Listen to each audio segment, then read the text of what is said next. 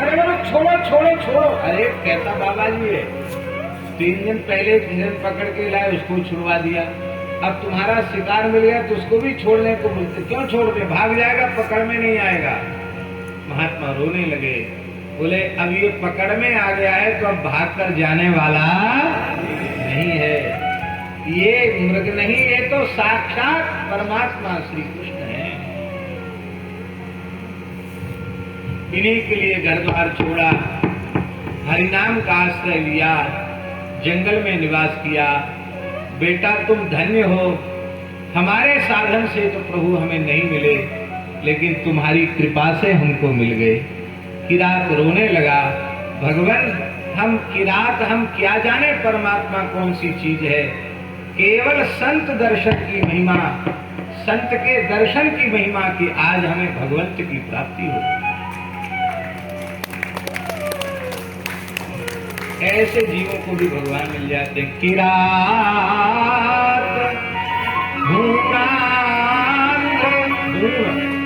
आंध्र जाति के पुलिंग पुलकस आभीर कंक यवन खस ये चपापा पापा करते है पाप करते करते जो पाप रूप हो चुके हैं, ऐसे पाप रूप मनुष्य भी किसी संत का आश्रय ले लें तो उन्हें सहज भगवत प्रेम की प्राप्ति हो। इसलिए तात भगवती अनुपम सुख मोला,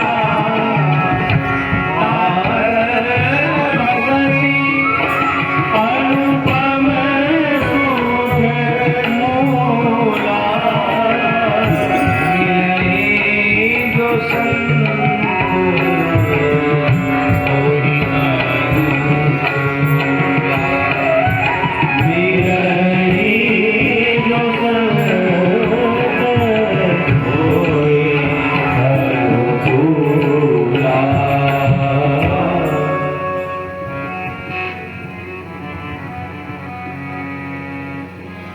संतों की प्राप्ति हो जाती है।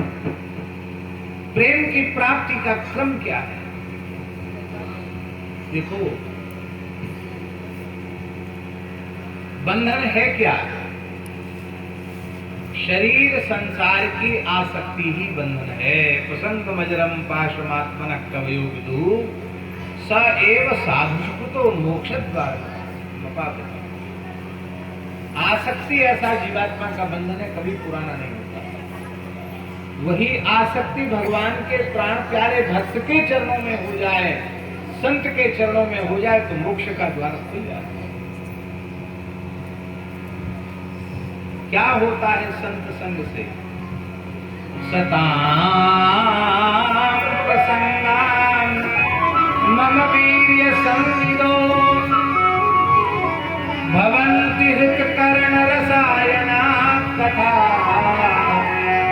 तज्जोषणादा स्वपवर्गवर्त्मनि श्रद्धारतिर्भक्तिरनुक्रमिष्यति। सत्पुरुषों के चरणों में जब कोई जीव दृढ़ आसक्ति करता है तो वे संत प्रसन्न होकर मेरे प्रभाव और स्वभाव से युक्त संयुक्त मेरे मंगलमय चरित्रों का वर्णन करते हैं।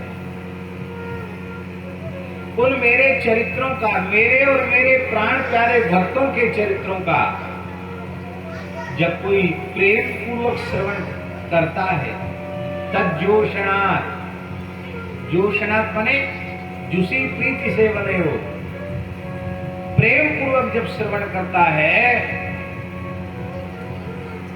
तो आसु अपवर्ग वर्तमनी श्रद्धा। साधु संग का फल है, सत्संग का फल है, भगवत प्राप्ति के पथ में श्रद्धा उत्पन्न हो जाती है। श्रद्धा के बाद रति उत्पन्न हो जाती है। श्रद्धा के बिना साधन संभव नहीं है, पर अभी साधन में श्रम की अनुभूति हो रही है। पर जब श्रद्धा के बाद रति उत्पन्न हो जाएगी तो अब तक जो साधन श्रम सहित साधन था, अब रति उत्पन्न होने के बाद साधन श्रम रहित साधन बन जाएगा, फिर भगवान में प्रेम प्रकट हो जाएगा। श्रद्धा भक्तिरनुप्रमिष्यति। और जब भक्ति प्रकट हो जाएगी तब क्या होगा? कैसे समझे कि हमारे जीवन में भक्ति प्रकट हो गई है? यदि शरीर संसार से पूर्ण वैराग्य हो जाए तो समझ लेना भक्ति प्रकट हो गई। भक्त्या पुमान् जात विराग इंद्रियात् दष्टश्रुतान् बदरचनान् चिन्तया चित्तस्य यतो ग्रहणे योगयुक्तो यतिष्यते ऋजुर्योगमार्गैः।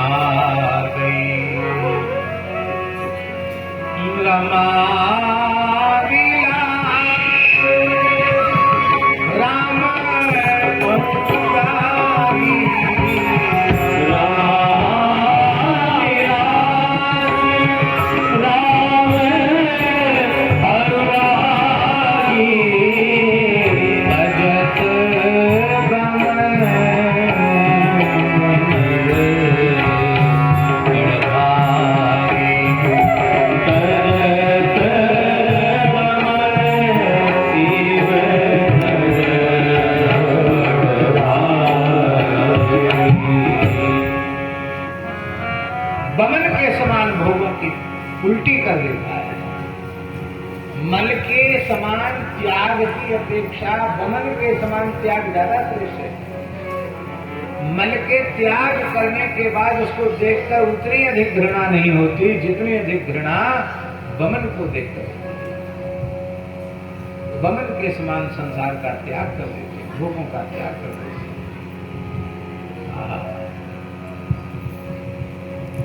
अब ये तो आचार्य जी प्रेम हुआ, कितना दुर्लभ है प्रेम, और संतों की कृपा हो जाए तो इतना सुलभ है। अब उस प्रेम पथ पर चलने के लिए, प्रेम की प्राप्ति की योग्यता अपने आप में संपादित करने के लिए हमें कुछ जीवन में सावधानियां चाहिए।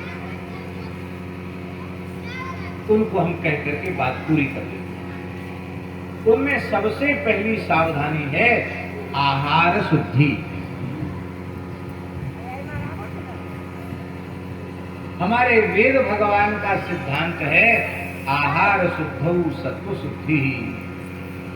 आहार की शुद्धि के बिना अंतःकरण की शुद्धि नहीं होती। आहार शुद्धि की परिभाषा क्या है? बहुत ध्यान से सुने। आहार शुद्धि की परिभाषा है सरल परिभाषा। जो वस्तु भगवान को भोग नहीं लग सकती है उस वस्तु को जीवन पर्यंत आहार के रूप में ग्रहण न करना, यही है आहार। आप जगन्नाथपुरी गए हैं, बद्रीनाथ गए हैं, रंगनाथ गए हैं, वृंदावन अयोध्या गए हैं, कहीं आपने देखा मध्य मांस का भोग लगता हुआ? कहीं आपने देखा प्याज लहसुन का भोग लगता हुआ, गाजर का भोग लगता हुआ? देखा आपने? कहीं नहीं देखा।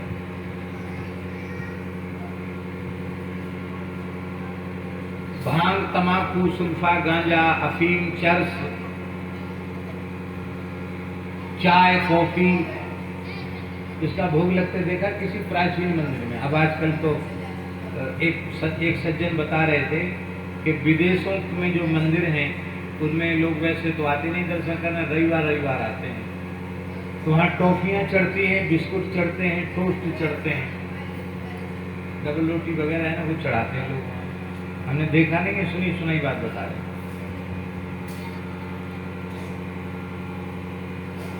तो भैया विदेश की चीज हमारे लिए आदर्श तो नहीं हो सकती। भगवान के मंदिर में जिस वस्तु को निवेदित किया जा सकता हो वही वस्तु हम निवेदित कर सकते हैं और उसी को प्रसाद के रूप में दे सकते हैं। पहली शर्त है आहार शुद्धि। पवित्र आहार हमें वेद लक्षणा भारतीय गाय भी प्रदान कर सकती है। पंचगव्य की इतनी महिमा है एक बूंद पंचगव्य श्रद्धा पूर्वक कोई नित्य ले तो यत्वगस्थितम पापम देहे तुष्टति मामके प्राशनात् पंचगव्य से धत्वंग रिविंदनम। इस मंत्र का अर्थ है कि जैसे प्रचंड अग्नि सूखे काष्ठ को जलाकर भस्म कर देती है, ऐसे ही पंचगव्य पाप के वन को जला करके नष्ट कर देती है। जैसे आग ईंधन को जला देती है, ऐसे ही पंचगव्य पाप को नष्ट कर देती है। बड़े दुख की बात है, मिथिला जैसी पवित्र भूमि में एक तो अशुद्ध आहार बहुत प्रबल है, और कई बार तो यहाँ के बड़े बड़े पंडित अपनी पूरी पंडिताई इसी में लगा देते हैं कि नहीं मांस खाया जा सकता है, वो तो सब शास्त्रों में विधान है उसका।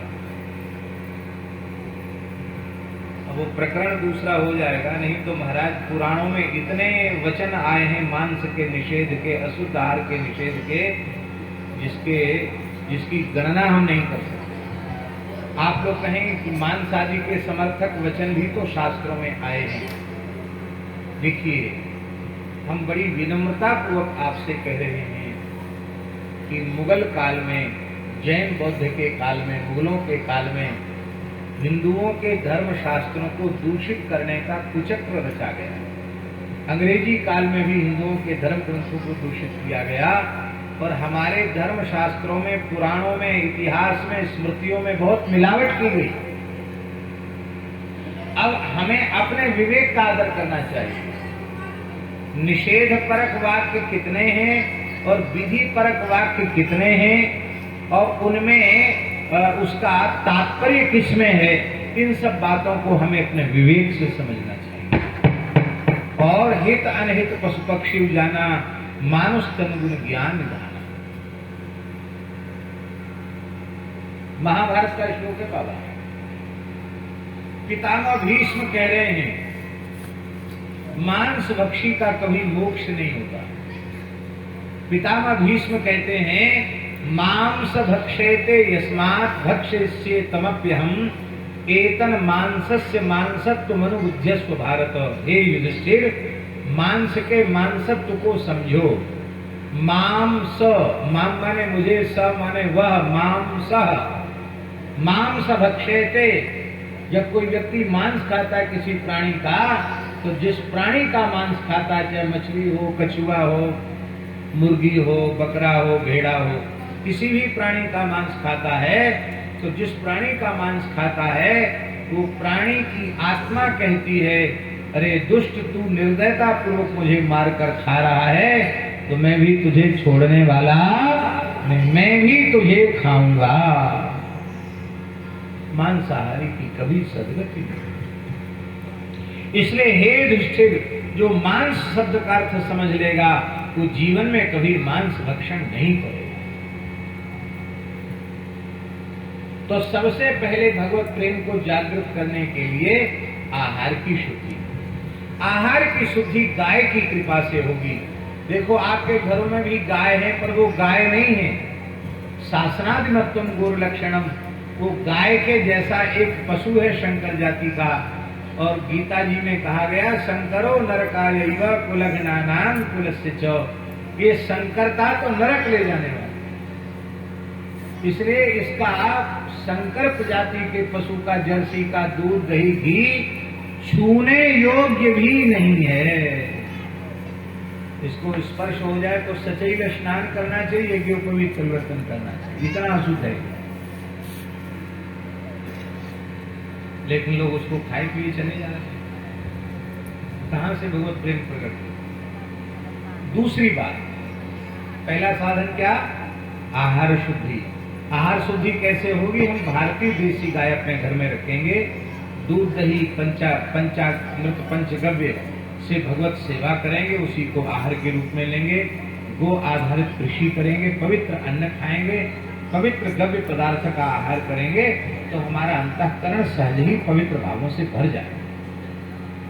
दूसरा साधन महाराज जी, संत सद्गुरु की शरणागति, ये दूसरा साधन। भूमिका बन गई। अब जहां अपनी श्रद्धा हो, जहां भाव की जागृति हो, मन में ऐसा लगता हो अंतरात्मा में कि यहाँ समर्पित होने से हम अपने जीवन को सफल बना सकते हैं, वहां अपना निश्चल निष्कपट भाव से संपूर्ण समर्पण कर दो। संत सद्गुरु की शरणागति ग्रहण करके और निष्ठापूर्वक जीवन पर्यंत वैष्णवता का पालन करो। प्रतिज्ञापूर्वक कुंड धारण करो, प्रतिज्ञापूर्वक तुलसी धारण करो, प्रतिज्ञापूर्वक एकादशी करो, प्रतिज्ञापूर्वक गौ ब्राह्मण संत इनका आदर करो, प्रतिज्ञापूर्वक भजन करो, प्रतिज्ञापूर्वक नाम जप करो। ये सब साधन निष्ठापूर्वक करेंगे तो निश्चित ही इसी जन्म में इसी शरीर से भगवत प्रेम की प्राप्ति हो जाएगी, इसमें संदेह नहीं।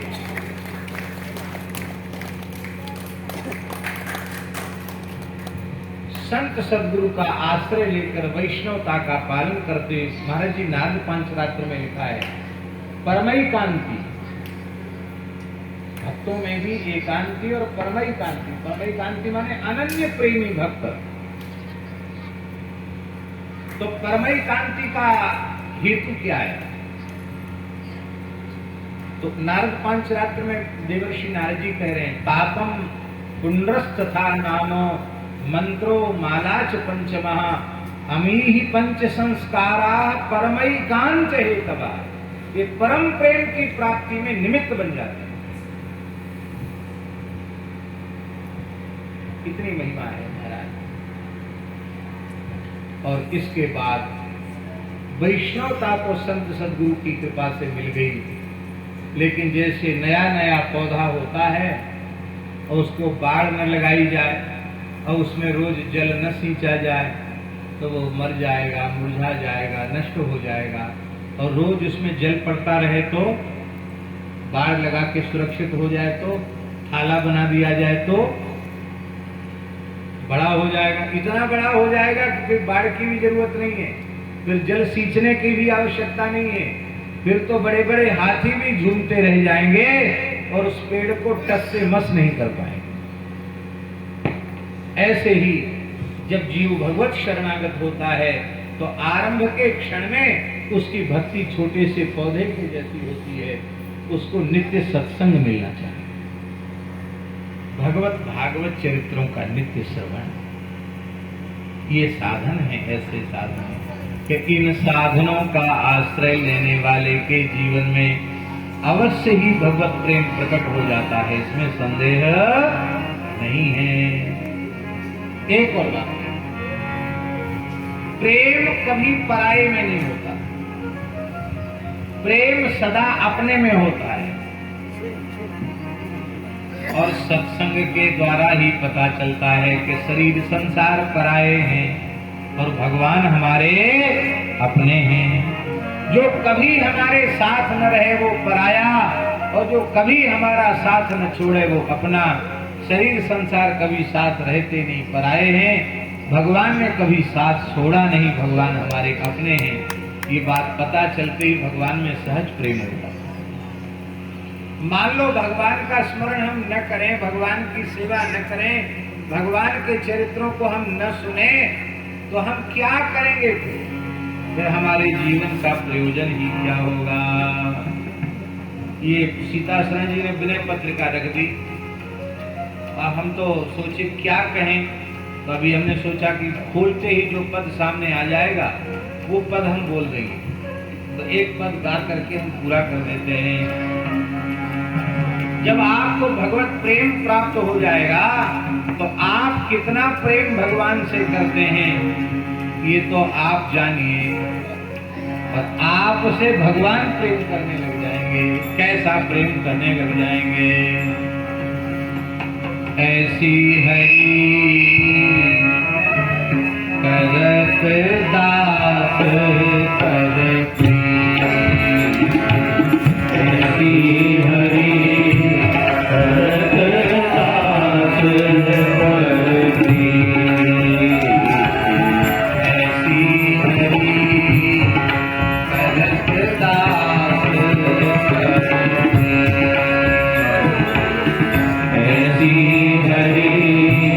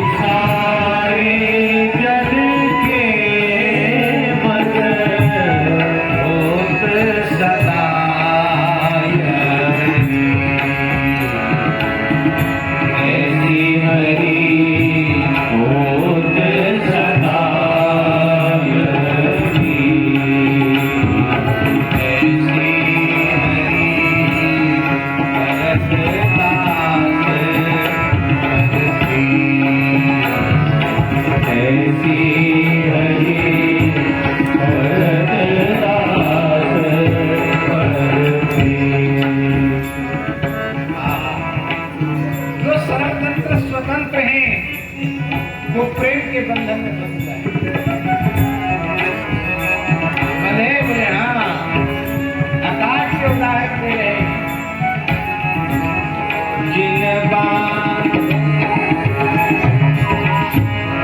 जिन बाने असुर नाग नर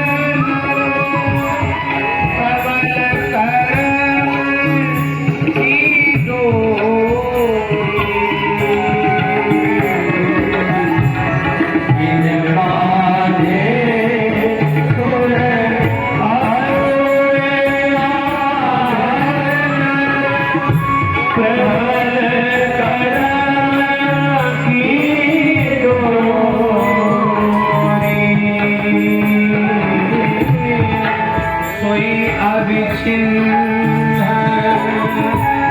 ब्रह्म जसुमती सोई अभिचिन्न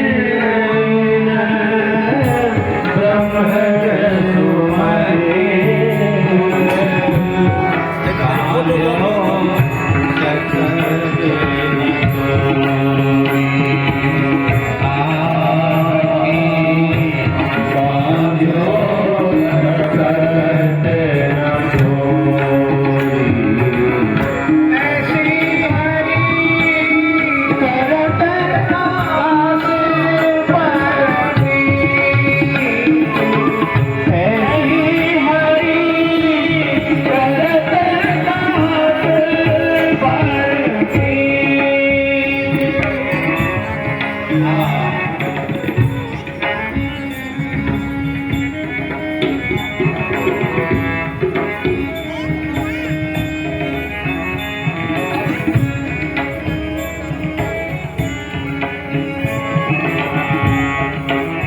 यशोदा जी ने भगवान को ऊपर से बांध दिया